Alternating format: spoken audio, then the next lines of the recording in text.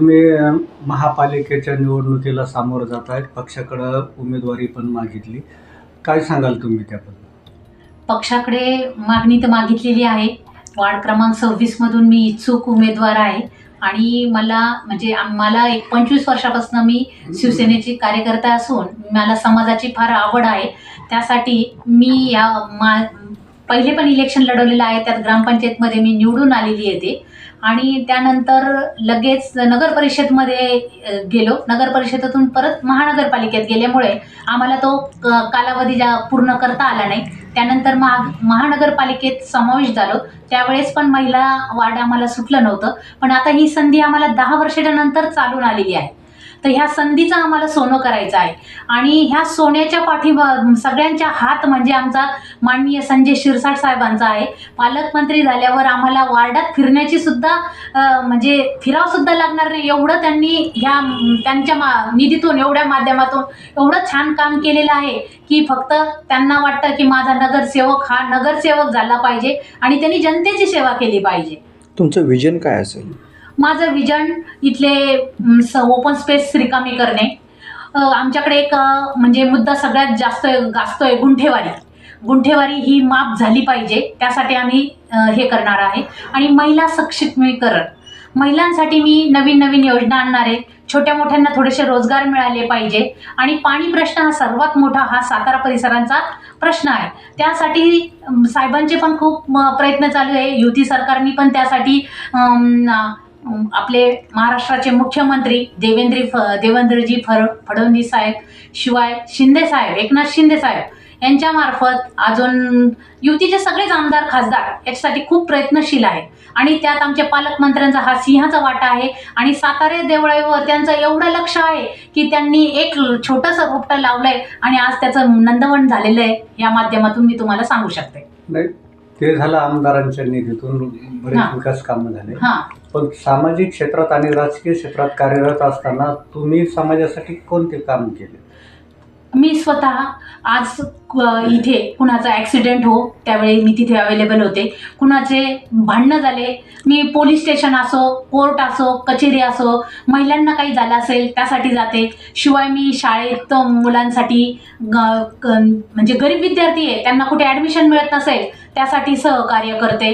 आणि मी इथे जेव्हा ग्रामपंचायत होतो आम्ही तेव्हा अंगणवाड्या स्थापन केल्या. त्याच्यात गरीब महिलांना मी त्याच्यामध्ये नोकरीला लावलंय. आणि सामाजिक कार्यक्रम हे छोटे सामाजिक असतानाही मोठे पण कधीच एक लेडीज म्हणून मी हे सगळे कामं करत राहते. लहानपासून तर थोरांपर्यंत सगळं काम करते. लहान मुलांसाठी आम्ही अंगणवाड्या इथं उपलब्ध करून दिल्या. अंगणवाडीचा विकास केला. त्यांना पोषक आहार मिळतो की नाही याच्यावर पण आमचं माझं लक्ष असतं.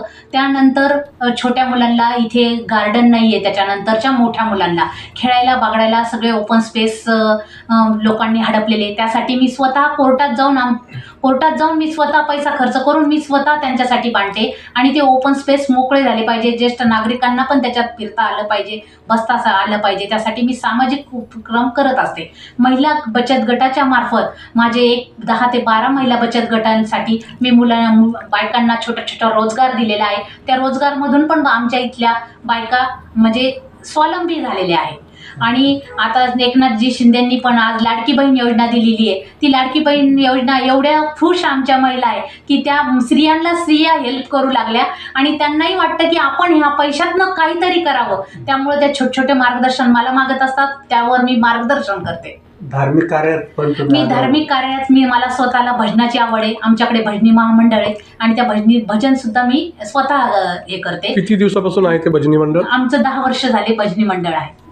तुम्ही हे करत असताना आरोग्य क्षेत्रात आरोग्य क्षेत्रात आम्ही घाटीचे कॅम्पस लावले. मागच्या वर्षी महाराणा प्रताप मध्ये लावलाय. त्यानंतर आम्ही आरोग्य शिबिर एक आपली शाळेत लावल्या.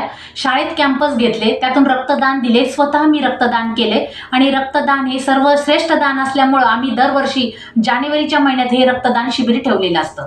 अच्छा, तुम्ही या निमित्ताने वार्डातील प्रभागातील मतदारांना काय आव्हान करणार? मतदारांना एवढंच आव्हान करणार आहे की 80% हा विकास आपला झालेला आहे आणि 20%च विकास आपला हा सातारा परिसरातला आणि वार्डातला राहिला आहे. तर तो पूर्ण 100% आम्ही पूर्ण करणार आणि महिलांना सुरक्षा मिळावी यासाठी मी सदैव प्रयत्नशील राहणार आहे. त्यांच्यासाठी मी सदैव काम करत राहणार आहे. गुंठेवारीचा मुद्दा अतिशय संवेदनशील आहे.